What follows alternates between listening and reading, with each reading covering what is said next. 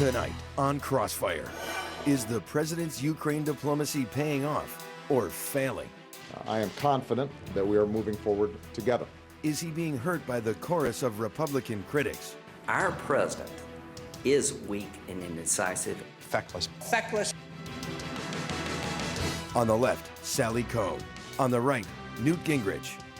In the Crossfire, Senator Ben Cardin, a Maryland Democrat, and Senator Lindsey Graham, a South Carolina Republican.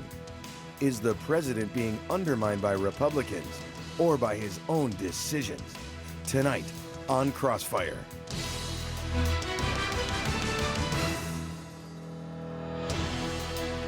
Welcome to Crossfire. I'm Sally Kohn on the left. I'm Newt Gingrich on the right. In the Crossfire tonight, two key U.S. senators in the Ukraine debate. More breaking news out of Russia today. Vladimir Putin spent his day staging large-scale war games near the Ukrainian border and had the Russian Navy sink a ship to block in the Ukrainians. So how did President Obama spend his day?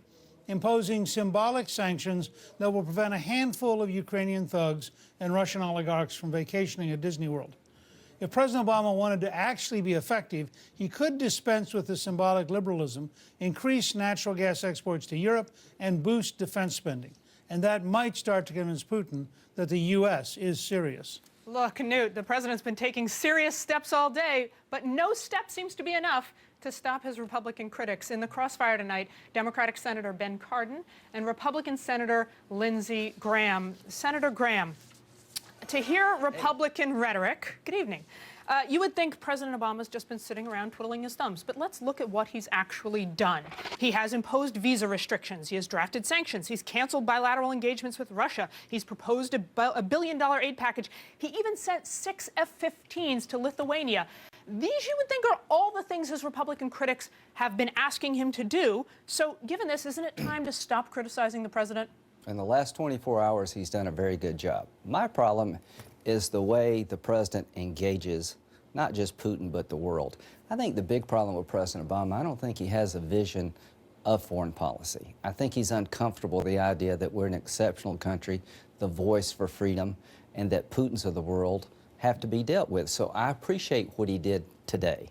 Thank God he's upping his game. But here's the test for President Obama. At the end of the day, will the Crimea be in Russian hands in a direct or de facto way? Let me ask you 2 follow-up questions, sir. Sure. Number one, given that at least right now, for the last 24 hours, big improvement, Yeah, you're saying absolutely. you support what the president's been doing. Does that mean you're going to stop criticizing him? I'm not going to stop criticizing the president for foreign policy that's a failure from one corner of the world to the other, and nor should I. When he was Senator Obama, did anybody ask him, would you stop criticizing President Bush? Senator Cardin, what do you think? Well, just look at President Obama's foreign policy successes. He's gotten more support for our policies in Iran. We have a coalition that's been put together. In Syria, we are standing up to the chemical weapons. And now in Ukraine, President Obama has been the leader in standing up for the rights of the Ukrainian people. Now, the bad guy here is Putin. It's not President Obama. Putin is the person who invaded another country. Putin is the person who's violating his international agreements. Putin is the person that's putting so much at risk. Ben, you know, I agree with that distinction, but I want to ask you about a very specific area where the president could, I think, make a difference. And 3 weeks ago, in what seemed to be a somewhat safer and more stable world, the president was proposing a budget which cuts the U.S. Army below its Pearl Harbor strength for the first time, really in a very long time. We've now had a pretty big seismic shift in what's going on in the world. Secretary Hillary Clinton compared Putin to Hitler. If that has any serious meaning, shouldn't the president turn back to the Joint Chiefs and say, I want you to review this and tell me what you need now that we've determined that we are in a much more dangerous relationship with the Russians? Well, obviously, we need to always reevaluate our military strength. We do spend more money than any other country by far on our military expenditures. We are in tough economic times as far as our budget is concerned. We reached a bipartisan agreement for this year and next that provides a certain cap on how much money we can spend on discretionary spending, whether it's military spending or non-defense spending.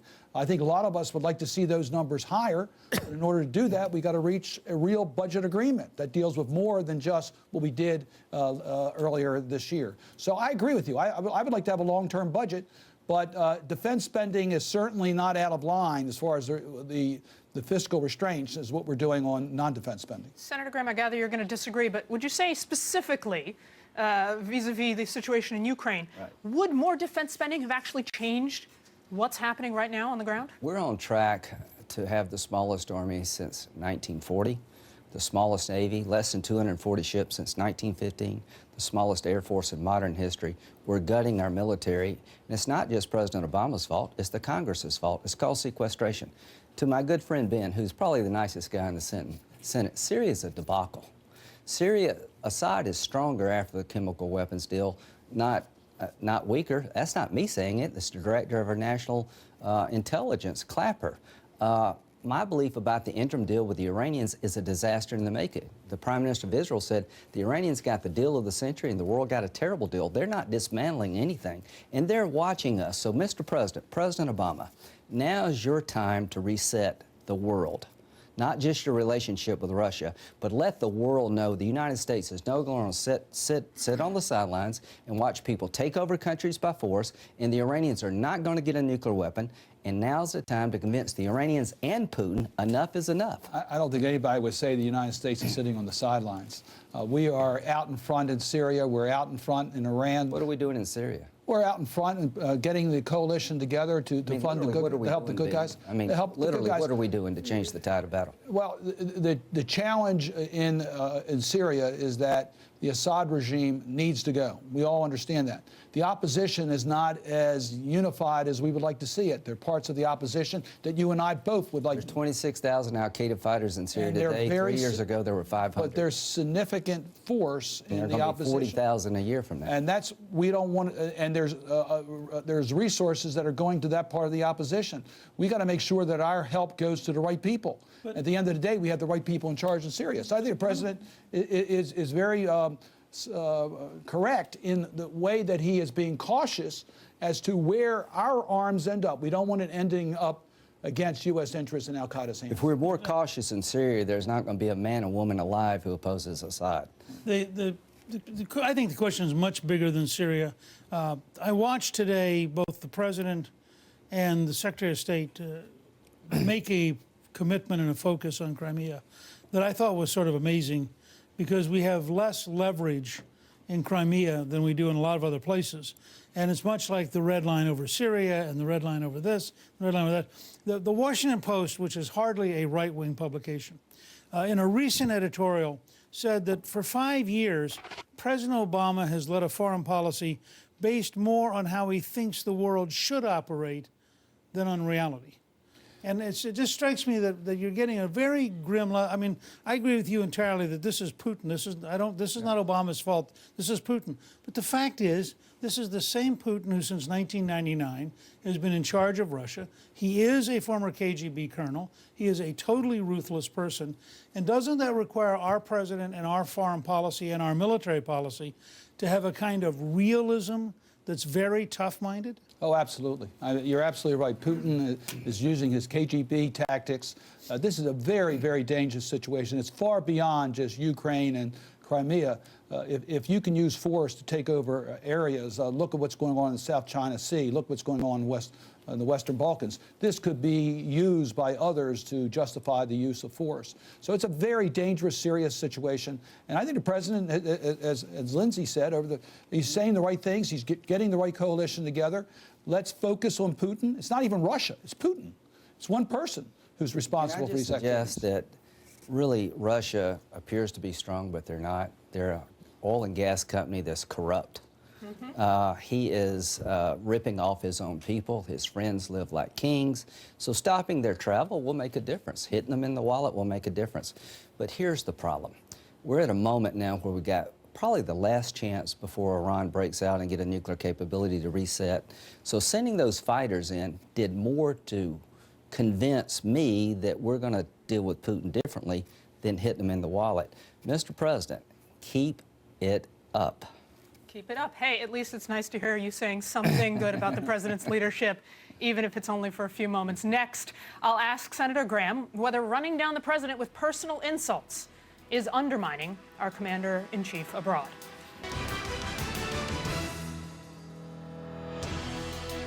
Welcome back to CNN's continuing coverage of the crisis in Ukraine. In the Crossfire tonight, Senators Ben Cardin and Lindsey Graham.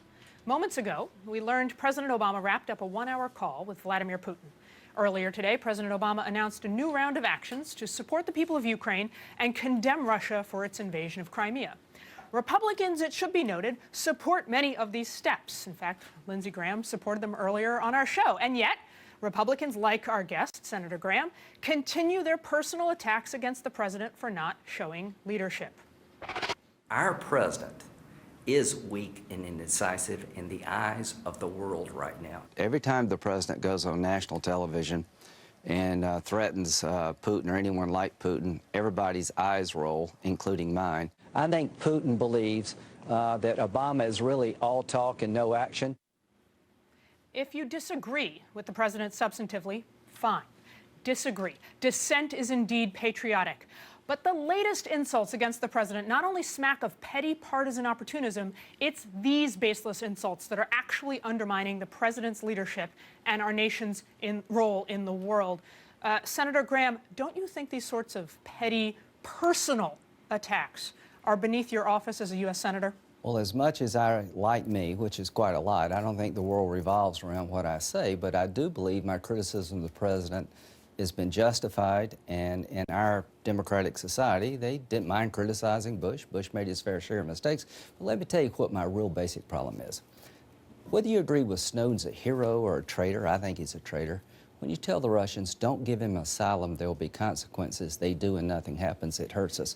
When you tell Assad, don't cross this red line, please don't use chemical weapons against your own people, he does, there will be consequences, and the consequence is he's stronger and the opposition's weaker. And when you tell the world, we're going to get those who killed the 4 Americans in Libya, and CNN can interview the chief suspect and nobody's been captured, it hurts us. So, Mr. President, now's the time to change that narrative. But, sir, you're also talking about the president who got bin Laden, who's expanded the use of drones, the killing of American citizens abroad. You're calling him, you're not attacking his policy positions, you're calling him weak. I said he was very brave to make the bin Laden call. To send troops into Pakistan was a very tough decision. But, sir, don't you think your rhetoric is what's undermining the United States' role in the world? I think I'm being accurate when he does something good, and I think his foreign policy has fallen apart. There are no consequences when you defy what Obama tells you to do, and there better start being some, or the world's going to be a very dangerous place. Yeah, let me build on that for a second, Ben, from a different angle. Putin has basically been in charge of Russia since 1999. Medvedev was there primarily as a puppet. And Putin's the same guy. I mean, he hasn't changed dramatically. Yet you go back and you look at Hillary Clinton's reset button. Remember the big red reset button? And you have to say to yourself, what is it they thought was going to get reset? I mean, it seems to me that we have again and again tried to find the good Putin that we're somehow going to be able to deal with. And again, I think he's a fact. He is the head of Russia. Russia has a huge nuclear arsenal. But isn't there something wrong with our foreign policy establishment when it's perennially trying to prop up and find the best things as opposed to being realistic about who we're dealing with? Well, we don't determine who the leader of Russia will be. We have no illusions about President Putin. I don't think President Obama does.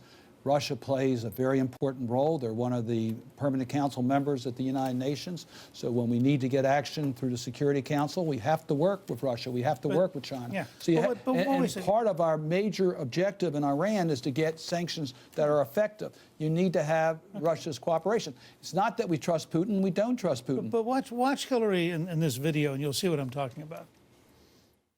We want to reset our relationship. And Let's do it together. So we will do it together, okay? Thank you very much. I think we all agree that we'd like to have a different relationship with Russia than we have today. That would be in the U.S. interest to have a better relationship with Russia. We have a lot in common. I think we have in common it's against Russia's interest for Iran to have nuclear weapons. But don't you think in the current setting, if in fact Putin doesn't back off, and if, in fact, you end up, for example, with Crimea declaring itself Russian, right? Don't you think if Secretary Clinton is going to try to run in 16, that little video is so far at variance with what happened with reality that it strikes me as a pretty big burden for her to carry and to explain how come the guy that she now compares to Hitler is the people they were trying to have a reset button with? Newt, as I said earlier, our complaint is not with the Russian people, it's with one person, it's with Putin. And we need to get along with Russia. We need to establish relations. We have to work together on certain issues. But there's no question that Mr. Putin, what he is doing and violating international laws and establishing a very explosive situation that could cause major problems in other parts of the world in addition to Ukraine, we're going to stand up and we will not accept that. And you see all the actions we're taking. It's much more than visa bans and freezing accounts and diplomatic isolation. There's a lot of options, particularly if we have the support of Europe and we have support of more of our allies around the world. And I think the challenge is going to be whether we can get the rest of the world to stand up with us. If we can isolate Putin's action, we can guarantee change. You really believe, with 39% of her natural gas coming from Russia, with every Mercedes plant using natural gas from Russia, that Merkel's going to stand up and take on Putin?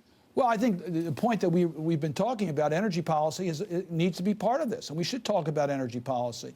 We shouldn't make countries dependent upon sources of energy, whether it's in the Middle East of countries that don't agree with our policies, or it's Russia that doesn't agree with our policy. Let's have alternative ways to deal with the energy issues. Well, going to sort of realistic next steps here, Senator Graham.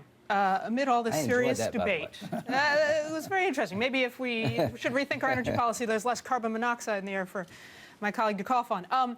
Senator, you tweeted on Tuesday, you brought up Benghazi earlier, and you tweeted, "It started with Benghazi. When you kill Americans and nobody pays a price, you invite this type of aggression."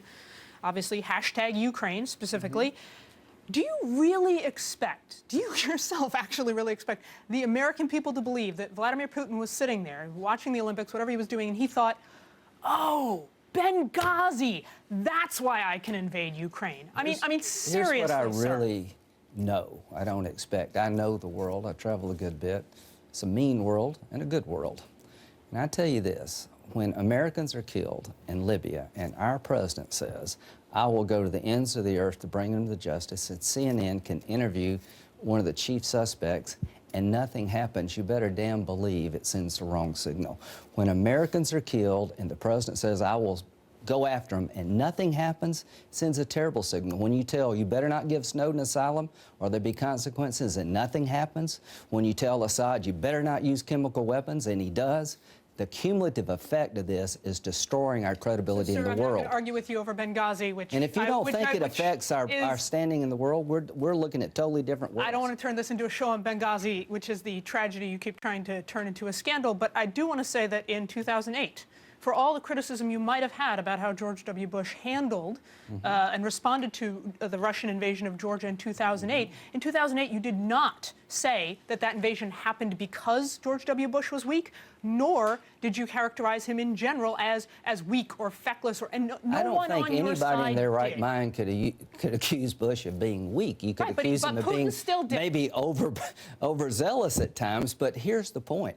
The Bush world was not one of where Bush wouldn't confront people. The Bush world was maybe we didn't understand the consequences of getting involved. The Obama world is telling people don't do something and they do it and nothing happens. That's a dangerous world. Let me, If I could stay here, we want you at home to weigh in on today's fireback question. Do you think Republican criticism of Obama undermines him on the world stage? Tweet yes or no using hashtag Crossfire. We'll have the results after the break. We'll also have the outrages of the day, including a godless attack on one of the most iconic symbols of 9/11.